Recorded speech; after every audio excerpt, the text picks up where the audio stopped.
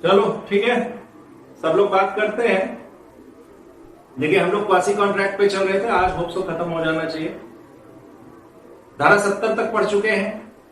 70 में क्या था कि कोई अगर नॉन ग्रेटिशियस इंटेंशन से कोई काम कर रहा है और ये है कि हम इसके लिए पेमेंट लेंगे, तो वो पेमेंट पाएगा। आपके हित में कोई हम काम कर रहे हैं जो नॉन ग्रेटिशियस इंटेंशन के साथ है,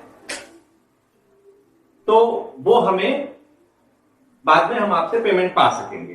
देखिए क्वांटम मेरिट एक शब्द हम लोगों ने बार बार यूज किया है, उसको हम बात करेंगे यहां पे धारा 70 से जोड़ के। ठीक है, तो धारा 70 से जोड़ेंगे। क्वांटम मेरिट होता क्या है, तो मैंने यहां लिख रखा है क्वांटम मेरिट है, इसका मतलब है अधिकारोचित प्रतिकर। अधिकारोचित प्रतिकर यानी कि जो आपका अधिकार बन रहा हो उस हिसाब से जो उचित हो। ठीक है, उचित, रीजनेबल। तो यहां थोड़ी रीजनेबिलिटी की बात ज्यादा होती है।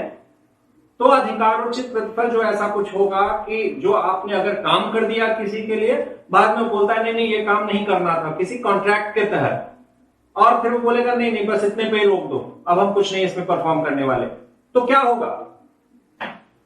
फिर आप तो कुछ काम कर चुके हो ना, तो फिर क्या होगा? आप बोल दोगे कि भाई अब हम मतलब सामने वाला बोलेगा हम तो मना कर दिए हैं, तो आप भी बोल दोगे कि नहीं बस ठीक है चलो कोई बात नहीं, हमने फ्री सेवा कर दी। ऐसा नहीं है, आप क्लेम कर सकते हो। क्लेम क्या कर सकते हो कि भाई जितना काम हमने किया है उसके अकॉर्डिंग हमें हमारा पेमेंट दे दो, जितना काम किया है।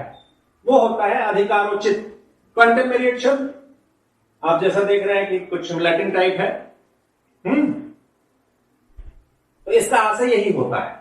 ये धारा 70 से जुड़ा हुआ है, धारा 70 के तहत ही इसको हम पढ़ते हैं। तो इसका उद्देश्य क्या होता है, प्रिंसिपल क्या होता है, इस जो है इसका सिद्धांत क्या है? सिद्धांत ये है कि टू प्रिवेंट अनजस्ट एनरिचमेंट। अभी तक हम जो बात कर रहे हैं पूरा अनजस्ट एनरिचमेंट पे ही बात कर रहे हैं क्वासी कॉन्ट्रैक्ट में। अन्यायपूर्ण धनी होने से रोकना, यानी आपके लिए हमने काम कर दिया, आपने इन बिटवीन मना कर दिया कि मुझे नहीं चाहिए भैया, तो आपने तो फायदा उठा लिया उस काम का, फायदा उठा लिया, हम मतलब बेवकूफ बन गए। तो आप तो धनी हो गए ना, आपने कुछ ना कुछ फायदा उठा लिया, तो अनजस्ट है वो फायदा क्योंकि हमारे ऊपर अन्याय हो रहा है। उस चीज को रोकने के लिए यह सिद्धांत है क्वांटम मेरिट का। बहुत शॉर्ट में इसको समझते हैं कि इसका उदाहरण ले लीजिए। एक है ये लिंच वर्सेस कॉलबर्न। पहला case Lynch versus Colburn, PLINCHE, Colburn. तो पहले केस में क्या मसला है, एक होते हैं नाटक वाटक नहीं होते, जैसे फिल्म समझ लीजिए, तो नाटकों के लेखक होते हैं। लेखक क्या लेखक होते हैं वादी, प्लेंस जो थे, और जो प्रतिवादी थे, एक द जुवेनाइल लाइब्रेरी नाम की एक पुस्तक प्रकाशित करनी थी।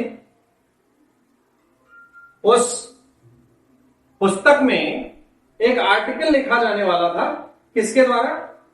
वादी के द्वारा, इनके द्वारा। इन्होंने कहा मैं एक बुक, जो नाटक प्रकाशित बुक छाप रहा हूं, नाटक वाटक उसमें होते हैं, आप एक बुक लिख दो, एक आर्टिकल लिख दो। तो इन्होंने आर्टिकल लिखना शुरू किया, आधा आधा लिख दिया।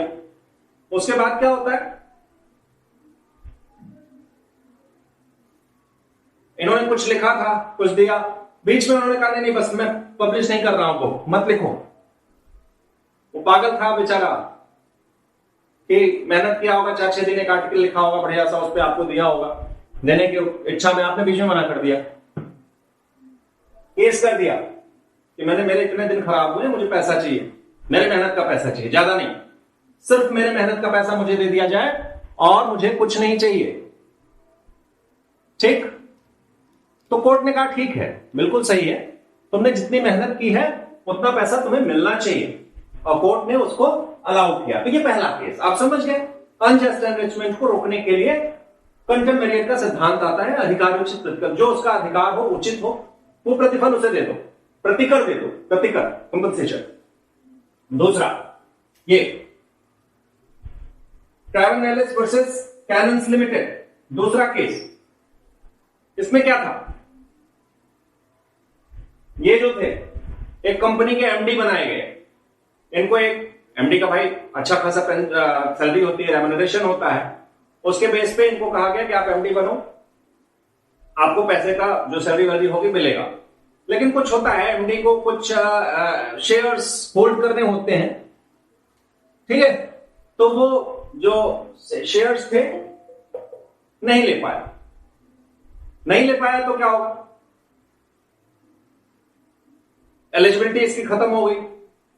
जब एलिजिबिलिटी खत्म हो गई तो इसको हटा दिया गया एमडी के पद से। तो बोला हमको अच्छा आप लोग उल्लू बनाए हो, इतना दिन जो हमने काम किया है, तो जितना आपने हमसे कॉन्ट्रैक्ट किया था ना सैलरी का, वो आप पेमेंट करो। तो लोग बोले अरे ये लो, एक तो इनएलिजिबल आदमी है, एलिजिबिलिटी इसकी है नहीं, पैसा भी मांग रहा है। चला गया कोर्ट बंदा, कोर्ट ने कहा ठीक है, जितना कॉन्ट्रैक्टेड अमाउंट था जो सैलरी का था वो तो नहीं दिया जाएगा, लेकिन हाँ एक रिजनेबल अमाउंट इनको पे करिए। तो यहां भी समझिए कि उसने उस हैसियत में काम किया, कुछ जिम्मेदारियां निभाई होगी, तो उसका कुछ अधिकार तो बनता है ना। तो जो अधिकार बनता है उस अधिकार के लिए कोर्ट ने कहा ठीक है ये पा सकता है।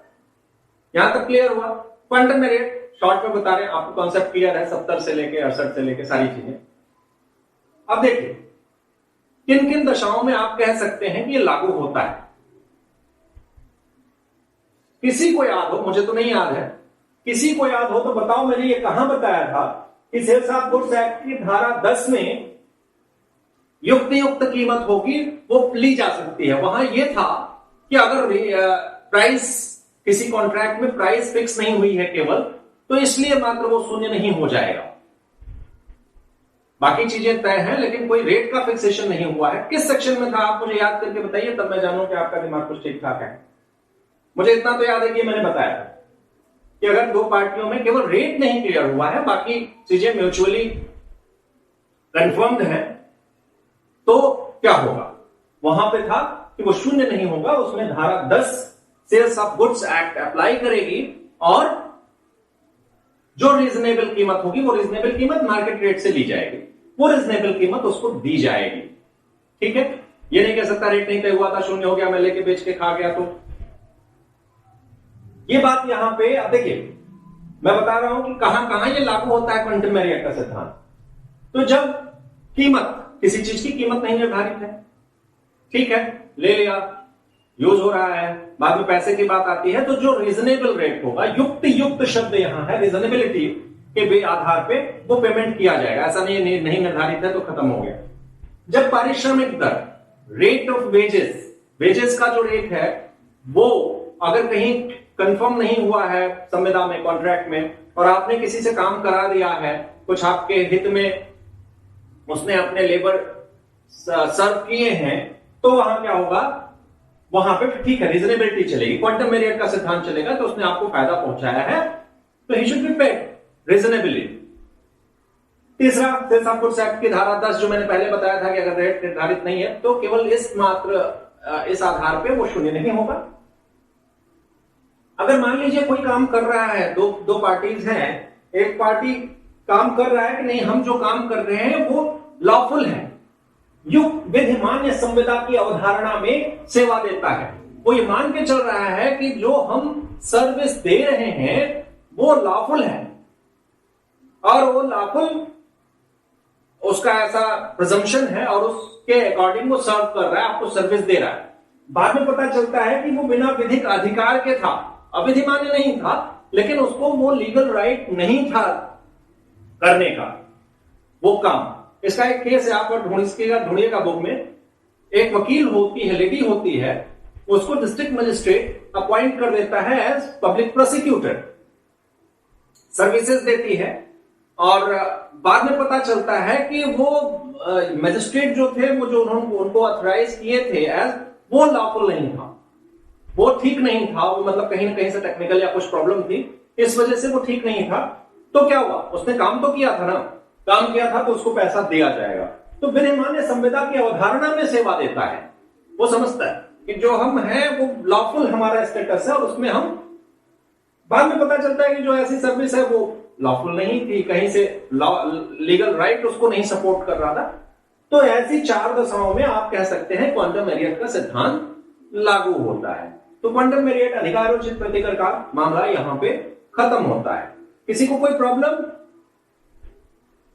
क्वांटम मेरियट में, कोई प्रॉब्लम? No sir. ठीक है, तो यहां पे हम इसको खत्म करते हैं। आपको उम्मीद करता हूं कि नोट करके रखे होंगे, ये सब नोट कर लिए है ना? Yes sir. और भी किसी ने नोट किया, केवल इन्होंने ही नोट किया भाई? जी सर, नोट कर लिया। Good, thank you, thank you. ये धारा 70 से है रिलेटेड, आप जान के चलिएगा, ठीक है।